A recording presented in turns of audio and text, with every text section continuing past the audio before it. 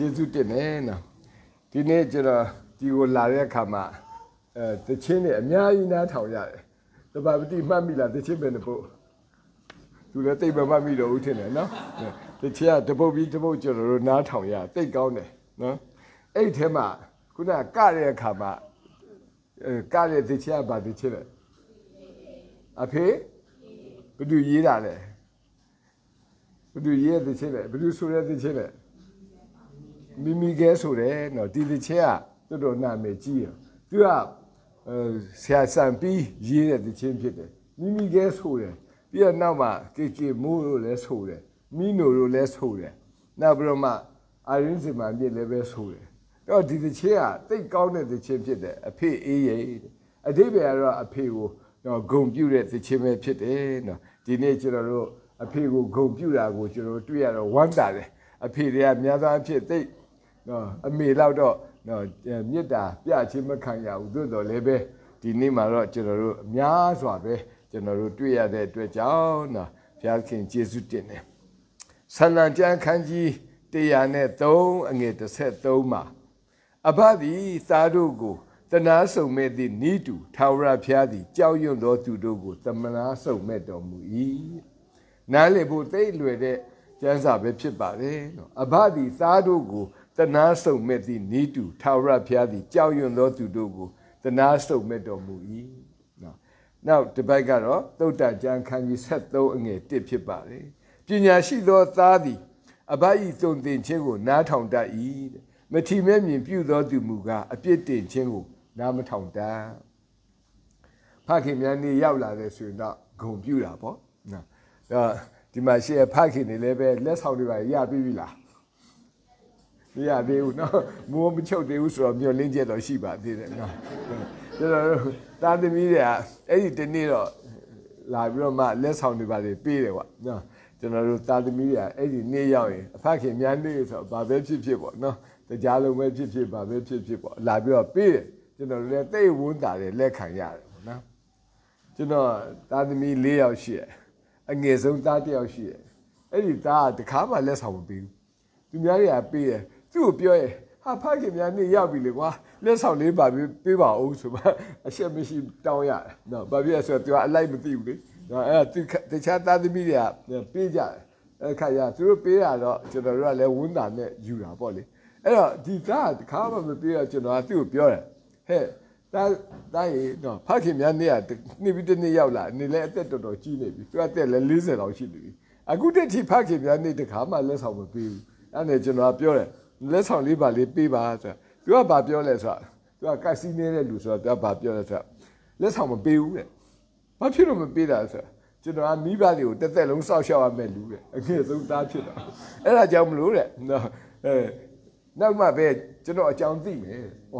သူပြောတာလဲဝမ်းသာရမလားဒါမှမဟုတ်ကြောက်ရမလားမသိဘူးပေါ့လေနော်သူကဘာပြောဆိုတော့နောက်ဖေဖေတို့အိုမသိမယ်တဲ့အမေအိုမသိမယ်တော့ဆိုတော့သူကအိုတော်မအိုရဲတော့နော်ဘာလို့ဆိုတော့သူကချိန်ဝါထားအဲ့ကြမှာသူကပြန်ပြီးတော့မှကျေးဇူးပြုမယ်ဆိုတဲ့သဘောလားဒါမှမဟုတ်ဘယ်လိုလဲတော့မသိဘူးနော်ဒါပေမဲ့ကျွန်တော်လည်းယုံတာပေါ့ကိုသားသမီးဆိုဒီနေ့ကျတော့ကျွန်တော်တို့ချောင်းတာမှာစံစာတင်တန်းသွားအဲ့တော့အသင်းသားတွေလည်းအများကြီးပါပေါ့နော်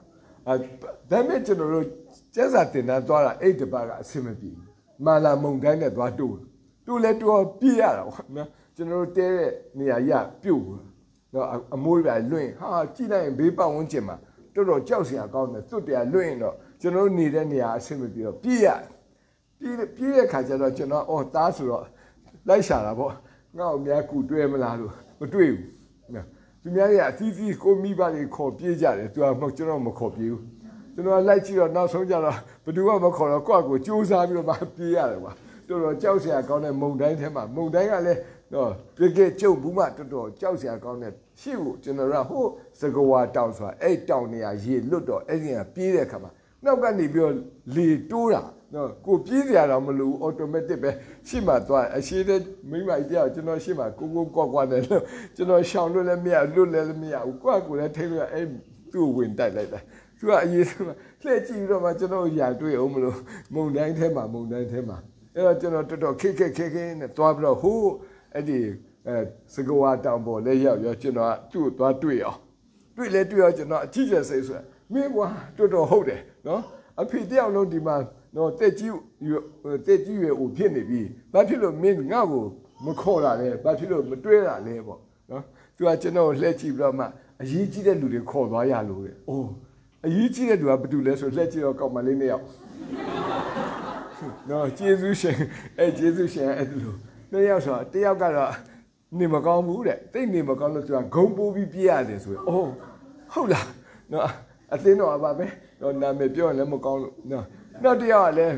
သူကအဲ့တယောက်ကဘယ်လိုဖြစ်အဲ့တယောက်ကလက်ဆွဲပြီးပြေးရတယ်။အော်သူကတော့ဇက်လိုက်ပဲနော်ဆွဲပြီးပြေးတဲ့တယောက်တော့ဂုံပိုးပြေး။ဘာဖြစ်လို့ဒီတယောက်ဂုံပိုးပြေးရလဲ။ဆိုတော့သူကနေမကောင်းဘူးတဲ့။သူကနှလုံးလည်းမကောင်းဘူးလို့အဲ့သူဂုံပိုးပို့ပြေး။ဒီတယောက်ကကြတော့ဒီတယောက်ကဘာနာထိန်နေတဲ့။အဲ့တော့သူပစ္စာအိတ်ပျောက်သွားရင်ကျွန်တော်တို့တစ်ဖွဲ့လုံးငတ်မှာမလို့သူ့လည်းဆွဲပြေးရတယ်။ဟင်ကျွန်တော်ကောင်းတဲ့သားပဲလို့အဲ့တော့ငါကြတော့ဘလို့လဲလို့ငါနေဖေအရင်ကြီးလေငါ့ကိုကြတော့ပြစ်ထားခဲ့တယ်ငါဟိုးမုံတိုင်းကျမှနောက်ဆုံးမှပြေးထွက်လာအသက်မသေးဘူးဘာဖြစ်လို့ငါ့ကိုကြတော့မကူညီလဲဆိုအဖေကတရားဟောဆရာပဲတဲ့အသင်းဟောဆရာပဲဓမ္မဆရာပဲတဲ့ကူညီဖို့မလိုဘူးတဲ့ဟာဘယ်လိုဖြစ်လို့လဲဆိုအဖေကိုဘုရားသခင်ကကူညီမှာပေါ့တဲ့တော်တော်ကြောက်စရာကောင်းတဲ့သားပဲနော်ဒါပေမဲ့ဖခင်များနေ့ရောက်တဲ့အခါမှာတော့သူ့ကိုကျွန်တော်တတိရတယ်သူပြောရတဲ့ကျွန်တော်လည်းအဲ့ဒီစကဝါတောင်ပေါ်မှာပဲကိုယ့်အယူတော်ချခြင်းနဲ့စိတ်ပေါက်လာနော်တကယ်တော့သားသမီးပေါ်မှာထားတဲ့မိဘရဲ့မေတ္တာကနော်စုံရည်ပဲဗမာစကားရှိတယ်ဘာပြောလဲစုံရည်ပဲရေစီးတခါပဲရေတာတက်လည်းမလာဘူးနော်ရေစီးတခါပဲနော်အဲ့တော့ဒီနေရာမှာတော့ဘုရားသခင်ရဲ့မေတ္တာကိုခံယူပြီးတော့မှနော်ယုံကြည်သူသားသမီးများဟာကိုယ့်ရဲ့နော်မိဘအသင်းတော်ဘုရားသခင်ကိုပြန်ပြီးတော့မှတုတ်ပြန်ဖို့ပြန်ပြီးတော့လက်ဆောင်ပေးဖို့လိုတယ်ဆိုတဲ့အကြောင်းအဲ့လိုဖြစ်ခဲ့လို့ရှိရင်တော့ဘုရားသခင်ကဘလောက်တောင်ဝမ်းသာမလဲပေါ့ဒီနေ့ကျွန်တော်တို့နှုတ်ကပတ်တော်မှာနံပါတ်1ကတော့အဖေစကားနားထောင်ဖို့ဖြစ်ပါတယ်နော်ခုနကတော့နော်ကျွန်တော်တို့အသင်းတော်တချင်းဆိုတယ်နော်တချင်းဆိုတာနားထောင်ကောင်းနော်အကုန်လုံးပဲဝိုင်းဆိုတယ်ဒါပေမဲ့နော်ဥဆောင်တဲ့လူကတချို့အဖေကလည်းမကောင်းဘူးတဲ့နော်အဲ့လိုပဲပြောတယ်အဲ့ဒီလူကကျွန်တော်ပဲလားမသိဘူးနော်တချို့အဖေကတော့ကောင်းတယ်တချို့အဖေကမကောင်းဘူးဟုတ်တယ်နော်လောကကြီးမှာအဖေတွေကတချို့ဖေကတော်တော်လေးမကောင်းဒါကြောင့်ကျမ်းစာဘာပြောလဲဆိုရင်နော်သားသမီးကိုစိတ်ဆိုးစေခြင်းကမပြုနဲ့နော်အတိပ္ပယ်ကတော့သားသမီးတွေစိတ်နာအောင်သားသမီးတွေစိတ်ပြက်အောင်မလုပ်ရဘူးအဖေတွေကဒါပေမဲ့လုပ်တဲ့အဖေလည်းအများကြီးရှိတယ်တို့လည်းပါမှာပေါ့နော်ဆိုတဲ့အခါကျတော့အဲ့ဒါကနှုတ်ကပတ်တော်ဖြစ်တယ်နော်ကျွန်တော်တို့မလုပ်ရဘူးသို့တော့လုံမိတဲ့အခါကျတော့ဒါကနော်စိတ်ပြည့်စရာဖြစ်တယ်နော်ဒီနေ့ကျွန်တော်တို့ဘယ်လိုပဲဖြစ်ပါစေတဲ့အဖေကတော့အဖေပဲခုနကတော့ပြောရဟာကျွန်တော်သဘောကျနှစ်သက်တယ်နော်အဖေများနေ့ရောက်တဲ့အခါမှာကျွန်တော်တို့အဖေတွေနဲ့သားသမီးတွေဆက်ဆံရေးကျွန်တော်စဉ်းစားတယ်နော်မိခင်များလောက်တော့အဖေကတော့ဦးစားပေးမခံရဘူးနော်အဖေများနေ့ရောက်လာတဲ့အခါမှာကျွန်တော်တို့အသင်းတော်တွေကလက်ဆောင်ပေးတယ်နော်အမေများနေကြတယ်လက်ဆောင်ပေးတယ်စီစဉ်တဲ့လူကအမေတွေဖြစ်တာများလို့လားမသိဘူးနော်မိခင်များနေရောက်ရင်လက်ဆောင်ကပါတိတ်တို့ဘာတို့အဖိုးတက်နေဖခင်များနေကြတော့ဒါမီးတယ်နော်ဒါမီးတယ်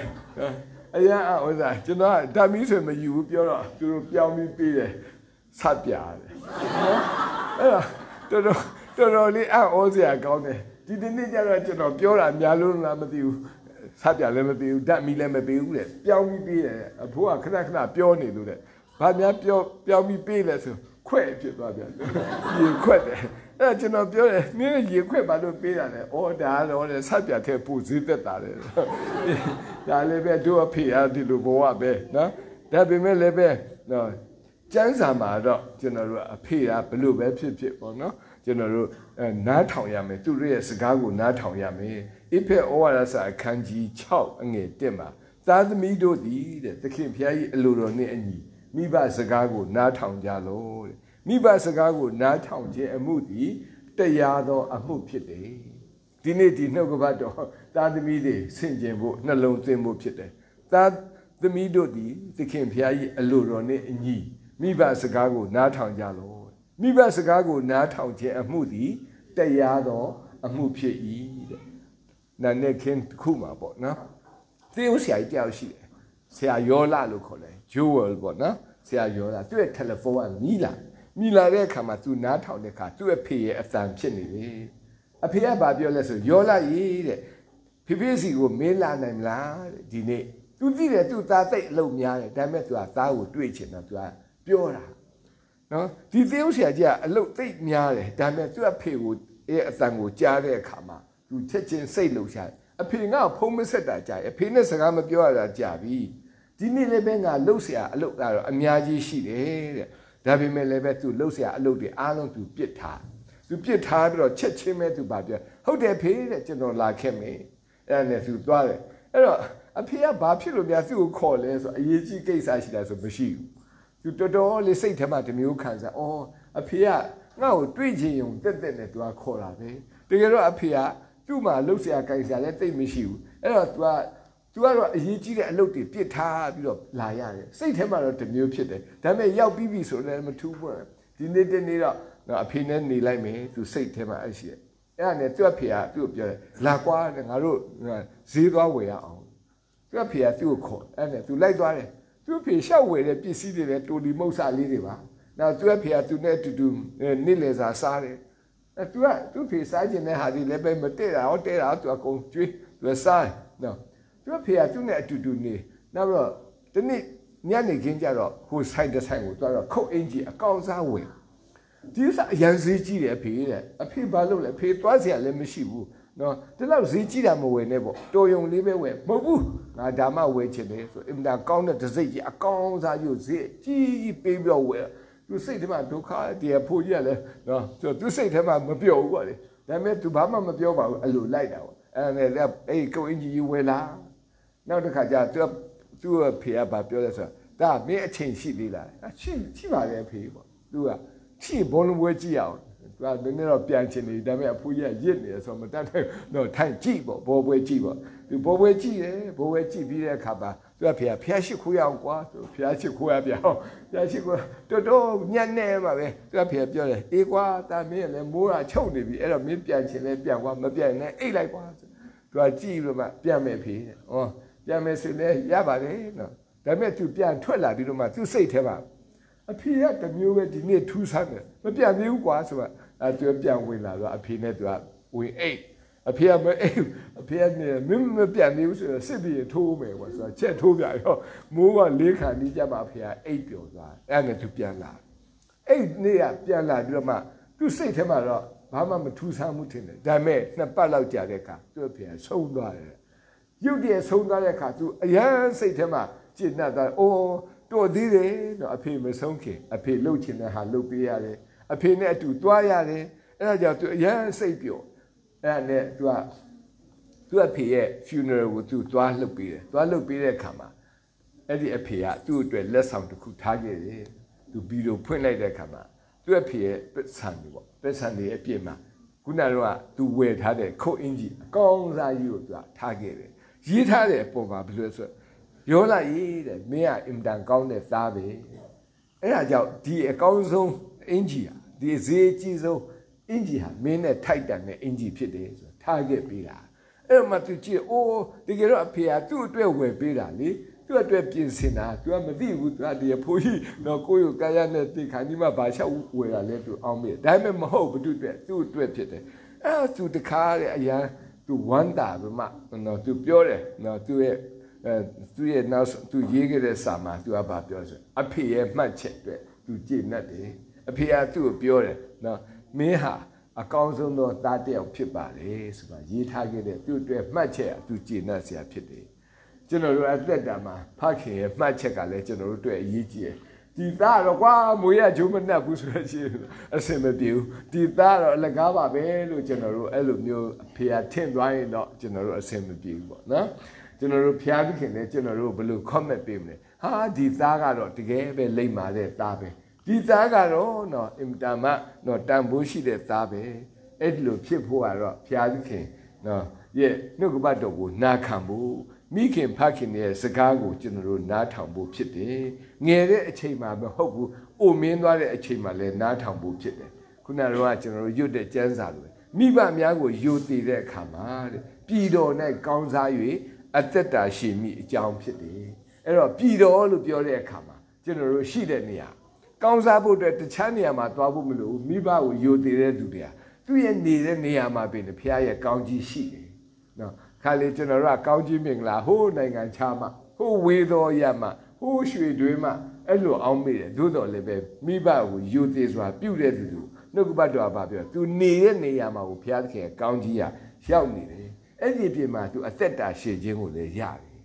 တချို့အသက်ရှည်တယ်မကောင်းစားဘူးမွေးလိုက်တာမှမပြောနဲ့တော့နော်တချို့ကတော့ကောင်းစားတယ်ဒါပေမဲ့အသက်တာမရှိဘူးနော်ကျွန်တော်တို့ခဏခဏပဲမြင်ရကြားရအင်တမချမ်းသာတဲ့သူတွေအင်တမနော်စီးစိမ်ရှိတဲ့သူတွေဟာအသက်ငယ်ငယ်လေးနဲ့သူကဆုံးသွားတာဒီကျွန်တော်တို့တွေ့ရတယ်နှုတ်ကပတ်တော်ကျွန်တော်တို့ဆင့်ကျင်ဖို့နှလုံးသားမှာထားပြီးတော့မှကျွန်တော်တို့လိုက်ရှာဖို့နော်မိဘရဲ့စကားကိုနားထောင်ဖို့ဖြစ်တယ်ဆိုတဲ့အကြောင်းဖော်ပြချင်ပါတယ်ဒုတိယတစ်ချက်ကတော့အဖေကိုဂုဏ်ပြုဖို့ဖြစ်တယ်အဖေကကောင်းတယ်ပဲဖြစ်ဖြစ်မကောင်းဘူးပဲဖြစ်ဖြစ်အဖေကအဖေပဲဖြစ်ပါတယ်ဘုရားသခင်ကကျွန်တော်တို့နဲ့ထိုက်တန်တဲ့အဖေကိုပေးတာဖြစ်ပါတယ်တကယ်လို့အဖေမကောင်းဘူးဆိုရင်ငါကအဲ့ဒီအဖေတွေပဲထိုက်တန်လို့ဖြစ်ပါတယ်နော်အဲ့ဒါကိုကျွန်တော်တို့ခံယူဖို့ဖြစ်ပါတယ်တချို့အဖေက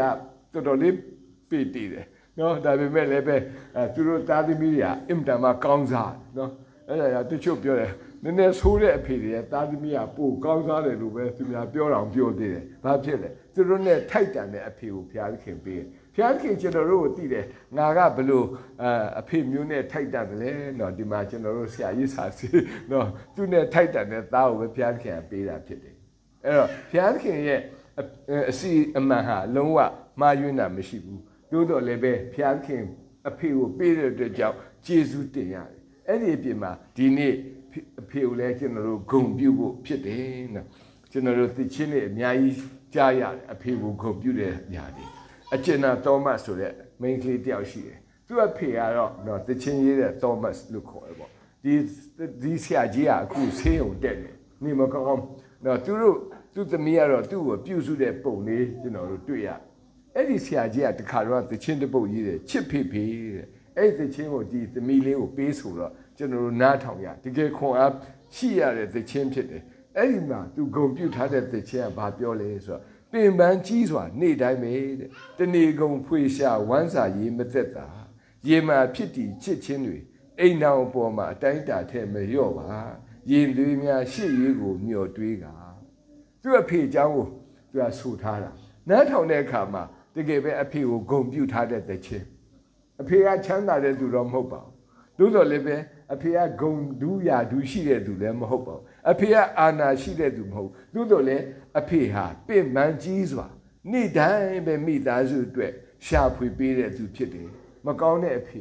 နော်ညံ့တဲ့အဖေဖြစ်နေဖြစ်မယ်သို့တော်လည်းပဲအိမ်တောင်ပေါ်မှာထားတဲ့သူ့ရဲ့ချစ်ချင်းမြတ်တာနဲ့ရင်သွေးရဲ့ရှေ့ရေးကိုမျှော်တွေးတာကြတော့အင်တာမှနော်ဂုံပြုစရာကောင်းတယ်ဆိုတဲ့အတွက်ကြောင့်သူကဂုံပြုတဲ့သချင်းလေးဆိုပေးတာဖြစ်တယ်ဒီနေ့ကျွန်တော်တို့ဒီဖခင်များကိုဂုံပြုစရာနေ့ဂုံပြုရတော့နေ့ဖြစ်ပါတယ်ဂုံယူရတော့နေ့လည်းဖြစ်ပါတယ်နောက်အဖေတယောက်အကြောင်းပြောပြချင်တယ်တခါတော့ကျွန်တော် TV program တစ်ခုရှိတယ်ကွာသချင်းပြန်ဝဲဗမာပြည်မှာသချင်းပြန်ဝဲလည်းအများကြီးရှိတယ်သို့တော့ကြံ့ဖန်အဲ့ဟာရွှေဆိုင်ကလုတ်တဲ့ပြန်ဝဲလားမသိဘူးအဲ့မှာဝင်းဝင်းထက်ဆိုတောသူမတယောက်နော်အဲ့တောသူမတယောက်တချင်းဆိုတာသူကဆူရလားမရလားတော့မသိဘူးဒါပေမဲ့သူဆိုတဲ့အဖေတချင်းကကျွန်တော်နားထောင်နေစိတ်ထဲမှာမကောင်းတော့ကိုယ့်အဖေလည်းမဟုတ်ဘဲနဲ့မျက်ရည်တောင်ကြာချင်နော်သူကတိတ်တော်တယ်နော်သူအဖေကရှင်းနားမှာရက်တောင်လေးနဲ့သူကတခါတည်းဆိုနေတဲ့တဲ့သူတချင်းရဲ့စာသားတွေကတကယ်ပဲကျွန်တော်တို့အတွက်ဂုဏ်ပြုစရာကောင်းတဲ့စာသားနော်ခရောင်လန်းတွေနင်းဖြတ်ကလေးတဲ့ကြောထက်ကလောကဒဏ်တွေထမ်းဖို့ကရဲရင်တဲ့အဖေတဲ့နော်မိုးရေမခရအောင်လေအယိုးကြည်နွမ်းသွားပါစီထီးတစ်ချောင်းလို့မိုးထားတဲ့အဖေတဲ့အရှိကအမြဲရက်ကလေးခေါင်းမော့ရင်ကောလို့နေစီယိုးလို့ကံရန်ထားတဲ့အဖေမြန်မာသားစဉ်တချင်းမဲ့နော်ဒါကြောင့်မလို့သူ့ရဲ့စာသားတွေကတော့တကယ်ပဲနည်းနည်းပြောမယ်တောဆန်တာပေါ့လေဒါပေမဲ့အဲ့ဒီတောဆန်တဲ့အထဲမှာရိုးသားတဲ့နော်ဂုံပြုတ်တဲ့အရာကျွန်တော်တို့တွေ့ရနော်ခရောင်းလန်းတွေကိုနင်းဖြတ်ပြီးတော့မှသူ့ကြောထဲမှာသူ့ကြောကုန်းပေါ်မှာလောကဒဏ်တွေထမ်းပိုးပြီးမဲ့ဒီသမီးလေးအတွက်ရဲရင်တဲ့အဖေအကြောင်းဖြစ်တယ်အဲ့တော့အင်္ဂလိပ်လိုပြောတဲ့အခါမှာ Father who protect you ဖျားဒီအဖေကသူ့သမီးကိုကာကွယ်ပေးတဲ့အဖေဖြစ်တယ်ဆိုတာကိုကျွန်တော်တို့တွေ့ရတယ်နော်ကာကွယ်ပေးတဲ့သူနော် ကျွန်တော်တို့ကျမ်းစာထဲမှာသားသမီးတွေကိုကာကွယ်ပေးတဲ့အဖေတွေအကြောင်းဖတ်ရတွေ့ရနော်ဆိုပါတော့နောအေးရသူ့ရဲ့သားသမီးတွေအတွက်သူကကာကွယ်ပေးနိုင်တဲ့သူဖြစ်တယ်သင်္ဘောထဲမှာနှစ်ပေါင်းများစွာကြာအောင်ထည့်ထားပြီးတော့မှဒီရင်လွှမ်းမိုးခြင်းဘေးကနေပြီးတော့မှကာကွယ်ပေးတဲ့သူဖြစ်တယ်သခင်ယေရှုရဲ့ဖခင်ယောသဖြစ်တယ်လောကမှာအဲ့တော့ယောသကိုသွားကြည့်ဒီသူ့ရဲ့မိသားစုကိုကာကွယ်တဲ့နေရာမှာအင်တန်မှကျွန်တော်တို့နမူနာယူထိုက်တဲ့အဖေဖြစ်ပါတယ်သူ့မှာနော်သမီးကကြီးပဲ2 ယောက်သားက4 ယောက်သခင်ယေရှုနဲ့ပိုင်5 ယောက်အားလုံး9 ယောက်အဲ့ဒီအပြင်မှာသူတို့ရဲ့မိသားစုပေါ့နိသူ့ရဲ့ဇနီးနော်မာရီနဲ့ပေါင်းရရှင်9 ယောက် big family လို့ခေါ်တယ်အင်တန်ကြီးတဲ့နော်မိသားစုကြီးနော်ဒါမဲ့ဒီယောသကမိသားစုကိုကာကွယ်ခဲ့တယ်သူဖြစ်တယ်နော်ဒါကြောင့်ခုနပထမတစ်ချက်ကတော့အဖေတွေဟာမိသားစုကိုကာကွယ်ပေးတဲ့လူ protect လို့ပြောတယ်နော်ကာကွယ်ပေးတဲ့သူဖြစ်တယ်ဒီနေ့ကျွန်တော်တို့မိသားစုတွေကိုကာကွယ်ပေးတဲ့ကျွန်တော်တို့ရဲ့ဖခင်တွေကိုဂုဏ်ပြုဖို့ဖြစ်တယ်နော်နောက်အဖေတယောက်အကြောင်းပြောပြချင်သေးတယ်ဒါတော့ကောင်းကောင်းဆိုတဲ့အဆိုတော့ကြားဘူးလားမသိနော်ဒီကြားဘူးလားကောင်းကောင်းသူကတချင်းရေးတယ်ကွာသူတချင်းကတော်တော်ထူးဆန်းတဲ့တငါတဲ့သားတဲ့နော်သူကဖေကတငါတဲ့နော်သူပြောမှပဲသူ့ဖေလဲရှက်ကွဲတော့နော်အရင်အံ့ဩစရာကောင်းတယ်တနေ့ကျတော့ကျွန်တော်ထိုင်းနိုင်ငံမှာရောက်မဲဆောင်မျိုးရောက်တဲ့အခါမှာကောင်းကောင်းဖွင့်ထားတဲ့ထမင်းဆိုင်ကျွန်တော်သွားစားရောသူ့ဖေကထွက်လာတယ်သူ့ဖေတခါနဲ့တော်တော်လေးတော့ရိုင်နေပြီပိန်ကလည်းပိန်နေပြီအဲ့နဲ့ကျွန်တော်ပြောတယ်ဟာခင်ဗျာဒီမှာဘာလာလောက်တာလဲအိုးသားကခေါ်လို့လာနေရတာပါဘယ်နည်းရှိတယ်4 ရက်ရှိပြီမြိတ်နေမြက်ခွနဲ့ကျွန်တော်သူ့မေးတယ်ဘာဖြစ်လို့လဲသားကဒီမှာကောင်းအမလီငါရွာကိုတတိရတာမနေနိုင်ဘူးအခုသူတို့ခေါ်လို့အတင်းလာရတာအင်မတန်မှမြို့ပြကမနေချင်တဲ့သူဖြစ်တယ်တောမှာပဲနေချင်တယ်နော်ပြောမယ်ဆိုတော့အင်ကြီးလည်းအစုပ်နဲ့ပဲနော်အဆိုတော်ဖေတာပြောပါတယ်နော်ကျွန်တော်တော့ကမှပုံမကောင်းဒီလိုပြောရတယ်လေအားရနာပါတယ်နော်ဒါပေမဲ့လည်းပဲကျွန်တော်တွေ့တဲ့အခါမှာသူ့အသားကသူ့ကိုဂုံပြုတ်ပြီးရေးထားတဲ့သချင်းလေးဆိုတဲ့သချင်းလေးတတိယ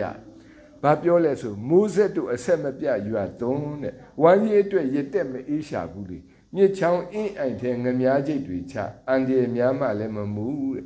ကျိုးစားရုံးကန်သူငါးတွေကိုပလိုင်းနဲ့ထည့်ဈေးမှာကိုယ်တိုင်ရောင်းပြီးအမေကိုငွေပြန်အပ်တယ်တဲ့ယူသားတဲ့ပဲ့ကန်ရှင်တငါတဲ့သားဖြစ်ရတာဂုံယူတယ်ကြည်စားမဟုတ်ကောင်းကောင်းကအောင်မြင်တဲ့အဆိုတော်ပဲနော်စီဝါကြီးလည်းတော်တဲ့သူဖြစ်တယ်မိမလည်းချိုးချိုးရနော်သူသားသမီးတွေလည်းလိမ်မာကြတယ်ဘုရားခင်သူတို့ကောင်းကြီးပေးတယ်ကွာပြန်စဉ်းစားကြည့်တဲ့အခါမှာမိဘကိုယူတည်တဲ့သားဖြစ်တယ်နော်သူမိဘကိုဟာတငါတဲ့သားပဲကျွန်တော်တို့အခုနေများငါတို့ဖေဟာစိုက်တွဲစီရပါတယ်လို့ပြောရင်အောင်မြင်တဲ့သူကတိတ်ပြောချင်မှာမဟုတ်ဒါပေမဲ့သူကတော့တငါတဲ့သားဖြစ်ရတာဂုဏ်ယူတယ်နော်အဖေကနော်ဒီလိုမိုးရွာတဲ့နေ့ဒီမှာနော်မိုးကတောက်လျှောက်ရွာတယ်အဲ့ဒီခါမှာသူကဝမ်းရည်အတွက်မိသားစုဝမ်းရည်အတွက်တည့်ရဖေကတိုးထဲမှာနော်ဟိုးချောင်းထဲမှာသွားအန်ဒီတွေအများကြီးပဲအများကြီးတွေချငါလေးရလာရလို့ရှိရင်ပလိုင်းထဲမှာထက်ပြီးတော့ဈေးမှာကိုယ်တိုင်သွားရောင်းရတဲ့ဥစ္စာနဲ့သူမိမကိုပြန်ပြီးဒီလိုနဲ့သူတို့မိသားစုရက်တည်ရတာလွယ်ကူတဲ့ဘဝတစ်ခုတော့မဟုတ်တော်တော်ခက်ခဲပါတယ်တော်တော်ပြင်ပန်းပါတယ်ဒီခါတလေလည်းပဲတော့တိုးထဲမှာသွားရင်းနဲ့ပဲတော့ရာဒီဥတုအရောက်တစ်မျိုးဝါဒနာတစ်မျိုးနဲ့နည်းနည်းတောက်စားတာလည်းရှိမှာပေါ့ကွာတော့ကောင်းနေတော့တာပေါ့သို့တော်လည်းပဲဒါတွေကတော့ဒီခါလေးကျွန်တော်တို့အဖေတွေကိုညွန်ညင်တဲ့အရာတွေရှိတယ်သို့တော်လည်းပဲအဲ့ဒီအတွက်ဂုံမယူနိုင်တဲ့သူတွေလည်းအများကြီးရှိတယ်သို့တော်လည်းကောင်းကောင်းကတော့ဂုံယူတယ်ဒီနေ့ကျွန်တော်သူရေးတဲ့တခြင်းသူဆိုတဲ့တခြင်းနားထောင်တဲ့အခါအော်သူ့အဖေကိုသူကဂုံပြုတာပဲဂုံပြုတာပဲဒီနေ့ကျွန်တော်တို့အဖေအတွက်ဂုံယူရမယ့်သားသမီးတွေဖြစ်တယ်အဲ့တော့ဒီကောင်းကောင်းရဲ့အဖေကသူကဘာလုပ်တယ်လဲဆိုတော့ Father who provide for us ကျွန်တော်တို့အတွက်ပြင်ဆင်ပေးတဲ့သူဖြစ်တယ်နော်သူကဒီအဖေကပြင်ဆင်ပေးတာဒီအဖေကခုနလိုကာကွယ်ပေးတဲ့အကြောင်းတော့မဟုတ်ဘူးသူကပြင်ဆင်ပေးတဲ့အဖေဖြစ်တယ်ဖျားသခင်ကကျွန်တော်တို့အဖေဖြစ်တယ်ကျွန်တော်တို့အတွက်ပြင်ဆင်ပေးတဲ့ဖျားသခင်ဖြစ်တယ်အသက်တမ်းမှာအဖေရှိတာနဲ့အဖေမရှိတာအင်တမကွာခြားတယ်နော်ကျွန်တော်တို့အဖေရှိတယ်ဆိုရင်လူကရဲရင်တယ်အဖေရှိတယ်ဆိုရင်ကျွန်တော်တို့ကလုံခြုံတယ်နော်ဘယ်လိုအဖေမျိုးပဲဖြစ်ဖြစ် အဖေရှိနေတယ်ဆိုတာကအင်တမကြီးရဲ့အားသာချက်ဖြစ်တယ်ထိုနည်းတူစွာပဲဘုရားသခင်ရှိနေတယ်ဆိုရင်ကျွန်တော်တို့အသက်တာလုံးချုံတယ်နော်ဒီနေ့အဖေနဲ့တူတယ်ဖခင်ကိုစားပြုရဲ့အရာဖြစ်တယ်ဒီနေ့ကျွန်တော်တို့ဂုဏ်ပြုရတာကျွန်တော်နောက်ဆုံးအဖေတယောက်အကြောင်းပြောချင်သေးတယ်ဒါတော့ခုနကတော့ကလေးတွေတီးဆိုတဲ့တခြင်းပေါ့အာရင်းစင်မှာမြင့်လို့ပြန်ဆိုထားတဲ့တခြင်းအဖေရဲ့အေးရဲ့တဲ့နော်အဲ့တော့ဒီတခြင်းကဘယ်လိုဖော်ပြလဲကျင်နာစွာချော့သိပ်ခြင်းတွေမပြုအားလေဒီလိုမျိုးလုပ်ပြနော်ခုနကတော့ကျွန်တော်တို့ကလေးတွေဒီလိုလုပ်ပြကျင်နာစွာချော့သိပ်ခြင်းမပြုအားလေတဲ့လွင်အိမ်တွေကိုဖြည့်ဆည်းပေးကြရဲ့နော်ကြုံလာတဲ့လူလောကကြီးထဲလမ်းမမှားရန်အဖေဟာတက်မှပေးတယ်အဲ့တော့ဒီဖေကတော့သူကတော့နော် Father who guides you ခင်ဗျားကိုလမ်းပြတဲ့သူဖြစ်တယ်နော်ဒီလောကထဲမှာလမ်းမမှားဖို့အဖေဟာနော်တက်မှပေးတယ်နော်ဒီဆရာဆန်ပြီးရဲ့တခြင်းအင်မတန်မှကောင်းတယ်အဖေအေးအေးအဖေဟာလမ်းမှန်ကိုနော်ကျွန်တော်တို့ကိုပြပေးတဲ့ဖျားသူဖြစ်တယ်နော်ဖေဖေတဲ့ကျေးဇူးပဲဖေဖေလို့ပြောလိုက်ယုံနဲ့နော်လုံလောက်မယ်မထင်ဘူးလေအင်မတန်ကောင်းတဲ့တည်ခြင်းဖြစ်ပါတယ်ဒီနေ့အဖေများကိုဂုဏ်ပြုတဲ့တည်ခြင်းတွေတော့အများကြီးရှိတယ်သို့တော်လည်းပဲဒီ3ပုတ်4ပုတ်ပဲကျွန်တော်နမူနာအနေနဲ့ဖော်ပြတယ်အဲ့ဒီထဲမှာကျွန်တော်တို့ဗာတွေ့ရလဲဆိုရင်နံပါတ်1နော်နံပါတ်1အဖေဟာဆိုရလို့ရှိရင်ကျွန်တော်တို့ကာကွယ်တဲ့သူဖြစ်ပါတယ်နော်အမြဲရှေ့ကရက်ကနေခေါင်းမော့ရင်ကိုလို့နေစီယိုးလို့ကာယံထားတဲ့အဖေကာကွယ်ပေးတဲ့သူဖြစ်ပါတယ်ဒီနေ့အဖေရဲ့ကျေးဇူးကိုကျွန်တော်တို့ပြန်အောင်မေ့တဲ့အခါမှာအဖေဟာမိသားစုများအတွက်ပြင်ဆင်ပေးတဲ့သူဖြစ်ပါတယ်နောက်တော့အဖေဟာကျွန်တော်တို့ကိုလမ်းမှန်ကိုပြပေးတဲ့သူဖြစ်ပါတယ်ရှင်မသက်ခရစ်ယာန်အခန်းကြီး4အငယ်21မှာကျွန်တော်တို့အဖေတယောက်တွေ့ရတယ်နော်အဲ့ဒါထိုမှလွန်ပြန်လင်းတဲ့အခြားသောညီကိုနှစ်ယောက်ဇေဘေဒဲ၏သားယာကုပ်နှင့်ယောဟန်တို့သည်တဲ့သူတို့အဖနှင့်အတူလှေပေါ်မှာပိုက်ကွန်ပြင်းနေသည်ကိုမြင်၍ခေါ်တော်မူ၏ထိုသူတို့သည်ချက်ချင်းအဘနှင့်လှေကိုစွန့်ပြေး၍နောက်တော်သို့လိုက်ကြ၏ဇေဘေဒဲဆိုတဲ့လူတစ်ယောက်ရှိတယ်ကေပေရနောင်မြို့နာကဘေဇေဒာမြို့မှာနေတယ်ဒီသူ့မှာသားနှစ်ယောက်ရှိတယ်သားနှစ်ယောက်နော်သူကတငါသေးဒါပေမဲ့သူကချမ်းသာတဲ့သူဖြစ်ပါတယ်ဒါပေမဲ့သူကသူ့ရဲ့သားနှစ်ယောက်ကိုသခင်ယေရှုစီကိုထည့်လိုက်တာမတားဘူးသူကထည့်လိုက်တာနော်အဲ့တော့သခင်ယေရှုစီကိုရောက်သွားခဲ့လို့ရှိရင်ဟာစားရမလားတောက်ရမလားဘာဖြစ်မလဲမပြောဘူးမမေးဘူးသခင်ယေရှုကိုယုံကြည်စွာနဲ့သူကထည့်ပေးလိုက်တာနော်အဲ့တော့ဒီနေရာမှာဇေဘေဒဲနော်သူ့သားတွေကိုယုံကြည်စွာနဲ့ဘုရားသခင်စီအနှံတဲ့မြို့အရာကကျွန်တော်တို့သင်ရန်စာဖြစ်တယ်တရားလမ်းကိုပို့ဆောင်တယ်ဒီဖခင်ကဒါကြောင့်မလို့ကျွန်တော်တို့အရောက်စီတိုင်းဟာဖခင်တိုင်းဟာမိမိတို့ရဲ့သားကိုသခင်ယေရှုထံအနှံဖို့အင်မတန်မှအရေးကြီးတယ်နော်တကယ်တော့ဒီဇေဘေဒဲရဲ့သားနှစ်ယောက်ဖြစ်တဲ့ယာကုပ်နဲ့ယောဟန်ကတာမညလူပဲနော်သူတို့ဟာနော်ဒီကပေရနောင်ဘေးနာကဂါလိလဲအိမ်မှာငါးရှာတဲ့လူပဲသူတို့ဟာနော်နာမည်ကြီးလာဖို့မရှိသလိုနော်တကယ်ပဲသာသနာလောကမှာထွန်းတောက်လာမဲ့လူမဟုတ်ပါဘူးနော်တကယ်ပဲမထင်မရှားနဲ့အသက်ရှင်ပြီးတော့မှမထင်မရှားနဲ့ကွယ်လွန်သွားရမဲ့သူတွေပဲသို့တော်လည်းပဲသူအဖေကသူတို့ကိုသခင်ယေရှုလက်ထဲကိုအပ်လိုက်တဲ့အခါမှာသူတို့ဟာအင်တန်မှနော်ကြီးကျယ်မြင့်မြတ်တဲ့ဘဝတွေကိုသူတို့ရလာအမှုတော်မြတ်မှာပါဝင်လာရမှာကိုတမန်တော်12ပါးထက်မှာပါရတဲ့အခွင့်ယခုထိတိုင်အောင်သူတို့နာမည်ဟာမသိဘူးသူတို့ကိုတတိယစရာသူတို့စရာသင်ယူစရာတွေတွေ့တယ်တမန်တရားလမ်းကိုပို့ဆောင်လိုက်တဲ့အခါမှာအောင်မြင်ခြင်းအခွင့်ကိုရတယ်ဒါကြောင့်အဖေတွေကမိမိတို့ရဲ့သားတွေကိုနော်ဘု து စီအပ်ရမလဲနော်သခင်ယေရှုစီအပ်ဖို့ဖြစ်ပါလေနော်နောက်ဆုံးမှာတော့ဖေဖေကိုကျေးဇူးတင်ရမယ်နော်အဖေကိုကျေးဇူးတင်ရမယ်ဒီနေ့3ခုပါပဲနော်ကျွန်တော်တို့3ခုပါပဲအကြောင်းအရာ3ခုပဲကျွန်တော်တို့ဆင်ခြင်ဖို့ရန်ဖြစ်ပါတယ်ဖေဖေစကားနားထောင်ပါဒုတိယတစ်ခုကဖေဖေကိုဂုဏ်ပြုပါနောက်ဆုံးတစ်ခုကတော့ဖေဖေကိုကျေးဇူးတင်ပါနော်ရီဖောဆိုတဲ့အမျိုးသမီးတယောက်ကျမ်းစာကျောင်းတက်တော့ကျွန်တော်လေးပဲနော်အဲ့တော့ဟိုးကရင်ကျမ်းစာကျောင်းမှာသူကကျောင်းဆင်းသွားတယ်ဖာပုံဘက်မှာတွားပြီးတော့မှသူကအမှုတော်ဆောင်တယ်အဲ့တော့သူကသက်သေခံတဲ့အရာကျွန်တော်စိတ်နှလုံးကိုထိခိုက်သူကငယ်ငယ်တော့ဆိုသိတ်ငိုတန်တယ်ငိုတာမှကြီးကျယ်ပဲနော်သူငိုရင်လည်းတော်တော်နဲ့မဆုံးအတန်နဲ့အကျယ်ကြီးရဲ့အဲ့တော့ အခုအသက်ကြီးလာတော့လေအပြူဖြစ်တော့လေငိုတုံးပဲကွာသူကတော်တော်ငိုတာဝါသနာပါအဲ့ဒါကြောင့်သူငိုလို့လားမသိဘူးရီးစားကိုမရနိုင်ဘူးဖြစ်နေနော်အဲ့ရုပ်ကတော့ကောင်းပါဒါပေမဲ့သူတခုခုဆိုပါဇက်ကြီးကပြဲပြဲတော့ငိုတာအဲ့တော့သူကငငယ်လေးကနာမည်ကြီးရပါလေဆိုငိုတာတဲ့အဲ့တော့ဒီကငိုတာတော့အကြောင်းမဟုတ်ဘူးပေါ့ဒါပေမဲ့သူတို့နေရာမအေးချမ်းဘူးဖဖို့နေမှာတခါလေသူများစစ်သားတွေစစ်ကြောင်းထိုးလာတယ်ဟိုဘက်ကတော်လာတဲ့သူတွေနဲ့ထိတ်တိုက်ဖြစ်တဲ့အခါမှာသူကထွက်ပြေးရ